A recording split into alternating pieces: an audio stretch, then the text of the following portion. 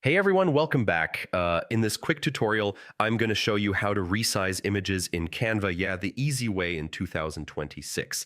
So let's dive right in. First, sign into your Canva account using your email or Google account. Once you're in, you'll see your dashboard. Next, select the design you want to resize. You can choose from your existing projects or create a new one, whatever works for you. Once your design is open, look at the top left corner and click on the Resize button. This opens all the size options. You can either select a preset size, like Instagram post, YouTube thumbnail, or enter custom width and height.